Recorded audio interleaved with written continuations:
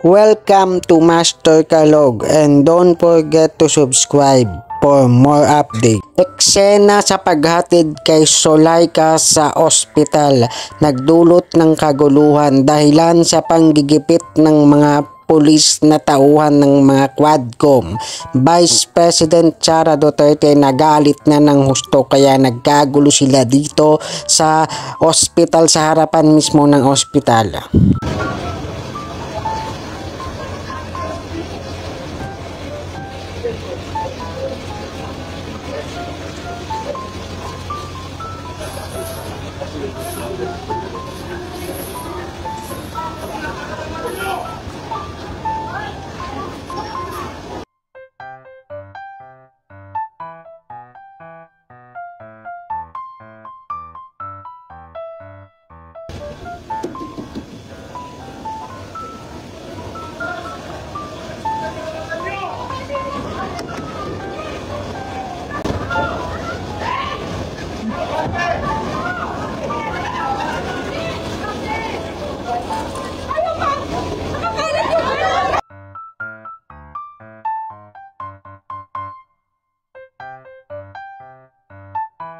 Ay, grabe naman. Grabe naman yung hindi pa nga naayos yung tao, kino-close na ninyo. Grabe. Naka-live kayo. Putang ina nyo. Kanina, nagihan kayo sa St. Luke. Dinala niyo dito. Ibang driver po yun. Ibang driver po yun. But you did what you did. Ano to, naglalaro kayo?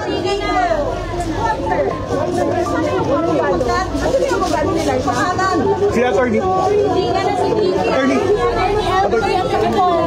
Sorry.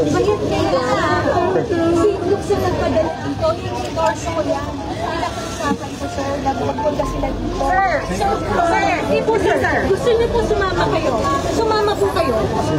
May representation kayo. Doon kayo sa Silos na ambulansya. Hindi convict yan. Hindi suspect yan. Kasi sir, Hindi lang yan ng nag-temp. sir, nung nanggaling kami ng batasan, sinabi ko Silos kami pupunta. Dito niyo kami sa veterans. So what is that? That you will bring her to Silos? Saan yan pupunta, sir? Nakita mo yung kondisyon niya? Paano tatakbo yan? So sir, kung gusto niyo po, Sir, sumunod kayo ng lawful orders. Huwag yung alam nyo na injustice na siya sa mga tao. Huwag kayong bakla.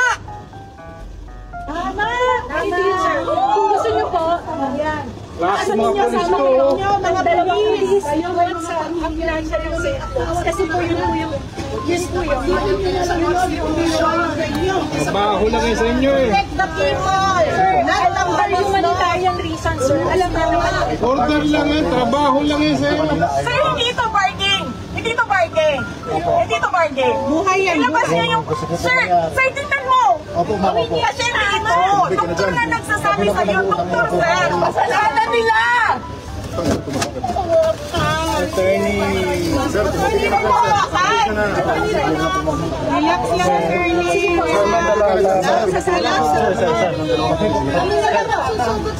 Hindi po yung Medical emergency. Sige po. Doktor ang masusunod dito. Si Police. Tumabi na dyan, sir. Tumabi na. Doktor ang masusunod. Buhay po pinag-uusapan dito. Kayong sumunod sa utos na mali sa inyo. Ambulansa niyo kami. Ambulans niyo. Yung kanyang ano... Minam. Ako na. Kami na nagsusugod. Oo, dito tayo nakapunta. Dito tayo.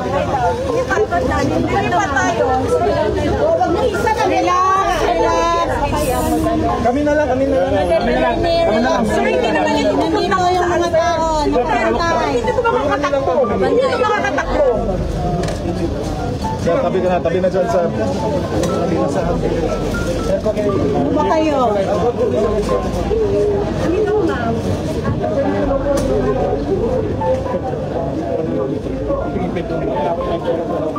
Here. kasi ilok sa may pupunta. Lawful order. Lawful yan? Hindi. Lawful order. Ama na, naman na first. Tumabi ka na lang muna. Pag sinabi ka 50, tumabi ka muna kaya. Kaya bumida. Sino? Bumida, sir. Pabidam, putang ina mo. Huwag niyo pasakayin yan, ha? Huwag kayong magpansaro. Wala. Kapantaw. Walang wando ha. Sinok ba nakakanila? Sumunod ka lang kayo kung ano.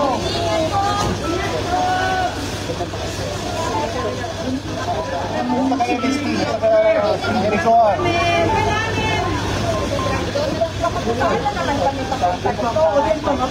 Pakisama po yung dalawang taga-Legislative Security Bureau. Sa LSP, yung sa HOA. Sumunod kayo, hindi. Sumunod kayo sa same group. Huwag kayo yan sinabi nung nanay ng pasyente. Okay? Let's not kid. Pagkaramay ng pasyente, nung nanay na mag-decide kung paano mamatay ang anak niya. Okay? Okay po, ma'am. Okay, sumunod ka. Anak, nasa sakyan mo. Laban BP.